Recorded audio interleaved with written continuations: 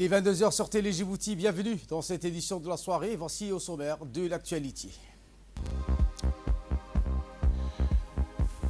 Le chef de l'État Ismaël Omar Guelleh a reçu cet après-midi la visite de son homologue somalien, M. Hassan Sheikh Mahmoud. Également dans l'actualité de ce 22 heures, le chef de l'État a eu un premier entretien avec le nouveau patron de la diplomatie djiboutienne, M. Abdelkader Omar. Et dans l'actualité internationale, l'ONU dénonce les affirmations ridicules d'Israël sur les vivres. Voilà pour les titres. Merci si vous nous rejoignez sur Télé Djibouti.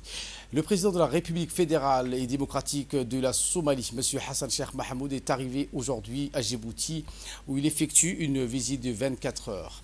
La visite de travail de 24 heures du président Hassan Sheikh Mahmoud s'inscrit dans le droit fil de contact et des consultations périodiques au plus haut sommet.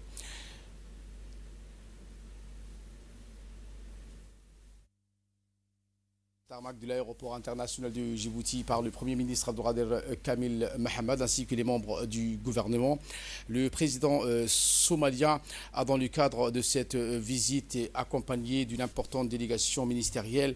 Djibouti et la Somalie, rappelons-le, ont en partage les liens séculaires forgés par la proximité géographique, culturelle et linguistique.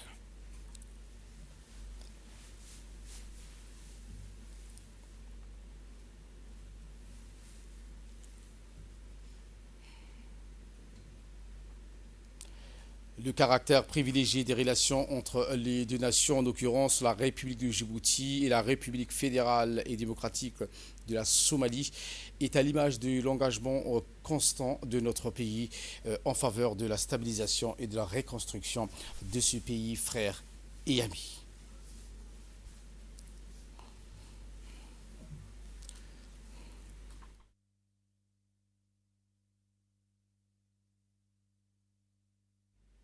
Peu après donc, son arrivée, le chef de l'État l'a reçu dans l'après-midi au Palais de la République, Hassan Sheikh Mahmoud, en visite de travail, je vous le rappelle, à Djibouti, où il est arrivé donc aujourd'hui dans la matinée.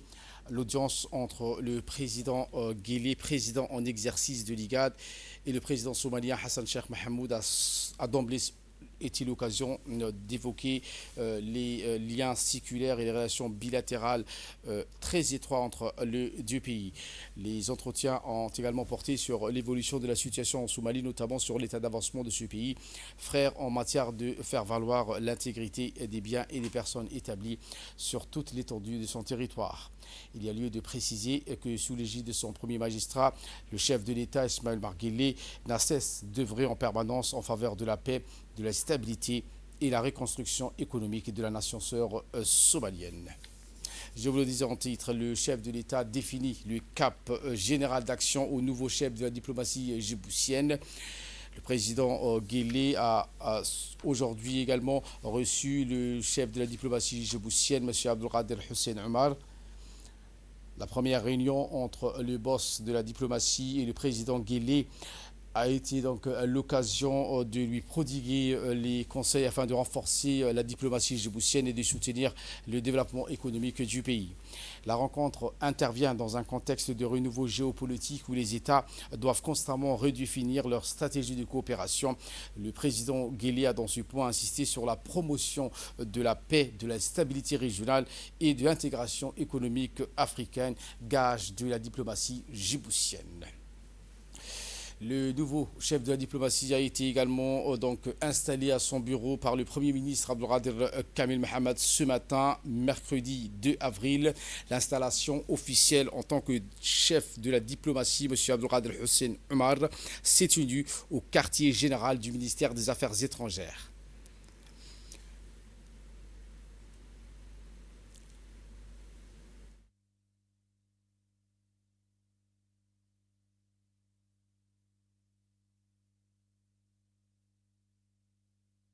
des membres du gouvernement, des diplomates et des responsables de l'État.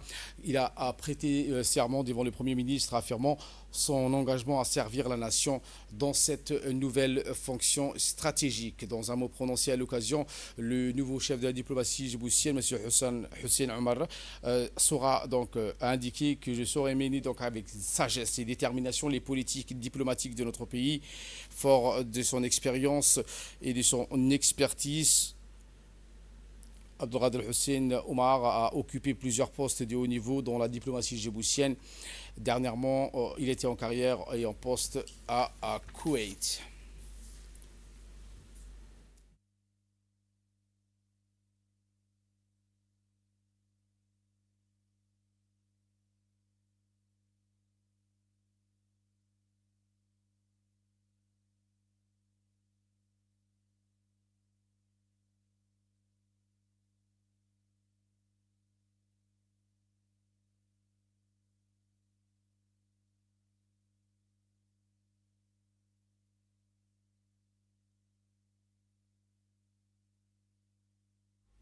Autre actualité de ce 22 heures, le secrétariat exécutif chargé du portefeuille de l'État, le CPE, en partenariat avec l'agence de développement française, l'AFD, qui continue la suite des ateliers pour sensibiliser sur la bonne gouvernance des entreprises et établissements publics.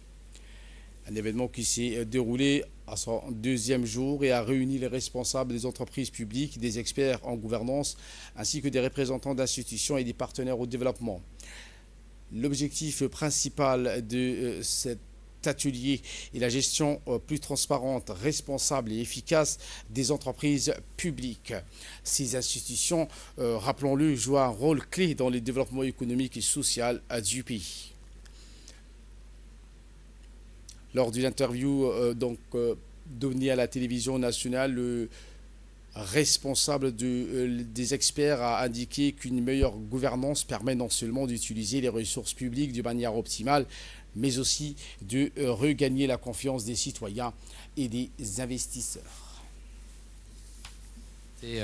Maintenant beaucoup plus visible auprès des entreprises et la compréhension des entreprises publiques et établissements publics quant à la bonne gouvernance et le rôle en fait de l'État actionnaire et la manière dont le CEP sera à la fois un interlocuteur privilégié qui les viendra en appui et qui permettra de suivre la performance de ces entreprises, leur impact pour la population. Et aujourd'hui marque le lancement de cette activité avec le soutien hier que l'on a pu voir du ministre de l'économie et des finances qui est venu témoigner de l'importance de ce projet. Et pour sa part, le secrétaire exécutif chargé du portefeuille de l'État a rappelé dans son intervention que la transparence et la rigueur sont indispensables pour bien gérer les entreprises publiques. Écoutons les propos. C'est une réforme qui a été engagée il y a près de 10 ans par le ministre de l'économie et des finances. Il était présent hier lors du lancement de la cérémonie d'ouverture de ces ateliers. Je précise, petite parenthèse, ces ateliers. Nous avons souhaité avoir un cadre plus restreint concernant les entreprises et les établissements publics. Nous avons dénombré aujourd'hui, au jour d'aujourd'hui, 103 entreprises et établissements publics. C'est-à-dire que c'est vraiment exponentiel. Il y a 33 établissements publics à caractère administratif et tous les autres, ce sont des entreprises publiques. Donc on a voulu un cadre plus restreint, une première journée consacrée aux entreprises publiques ou sociétés d'État, pour lesquelles ça représente pour l'État une activité économique et une structure financière extrêmement importante, notamment le groupe que vous connaissez tous, Great Horn, qui est placé sous l'autorité des ports et zones franches, etc. Ils étaient à peu près 11 entreprises et publiques.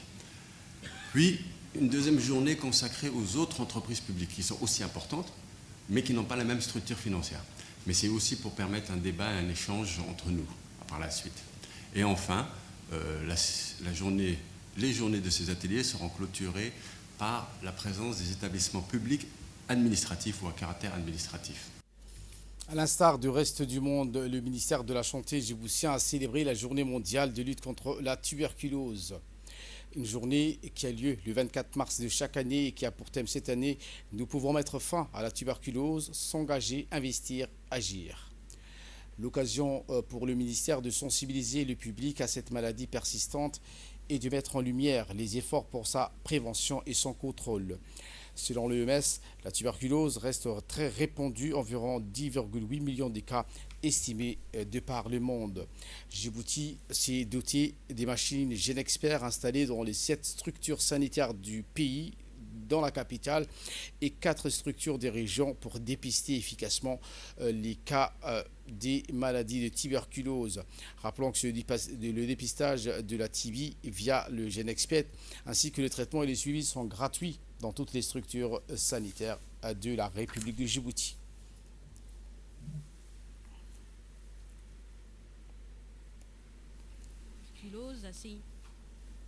Qui est causée par une bactérie. Alors, c'est une bactérie qui est appelée les Mycobacterium tuberculosis. Alors, il faut savoir comment ça se fait, la contamination par la tuberculose. Elle se fait essentiellement par voie aérienne, c'est-à-dire elle se fait par inhalation des gouttelettes qui contiennent la bactérie qui sont présentes dans l'air courant. Comment la bactérie, les Mycobacterium tuberculosis, contaminent les gouttelettes?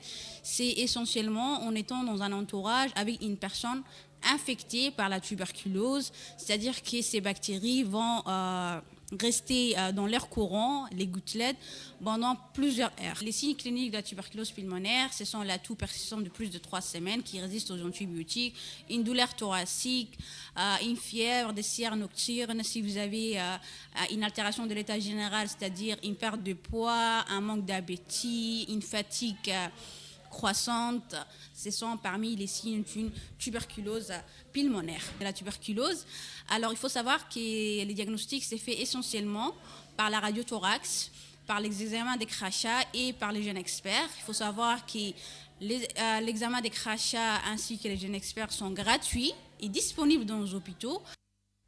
Santé toujours, cette fois-ci, des efforts pour éradiquer le paludisme et réduire l'incidence des maladies à transmission vectorielle. Des actions renforcées et innovantes ont été menées par le ministère, comme la distribution massive des moustiquaires imprégnés, la pulvérisation intradomiciliaire, la destruction des traitements des gîtes larvaires, la sensibilisation de la population pour informer et éduquer sur les mesures de prévention et les symptômes du palu. En complément de ces actions, le ministère de la Santé a lancé un projet innovant, Moustique allié du Djibouti, qui vise à réduire de manière ciblée la population des moustiques. Cette initiative contribue significativement à la diminution de la prévalence du palu et la dengue dans le pays. Cette campagne de pulvérisation spatiale à froid, une approche de pointe qui est une étape cruciale de cette stratégie de campagne de pulvérisation, une opération qui utilise des équipements de pointe récemment acquis ainsi que d'insecticides de dernière génération homologués par l'Organisation mondiale de la santé. Pour évaluer l'efficacité des insecticides, mais de nouvelles classes d'insecticides, parce que le constat est que les insecticides actuellement utilisés, les moustiques ont développé de la résistance et ces insecticides ont perdu l'efficacité.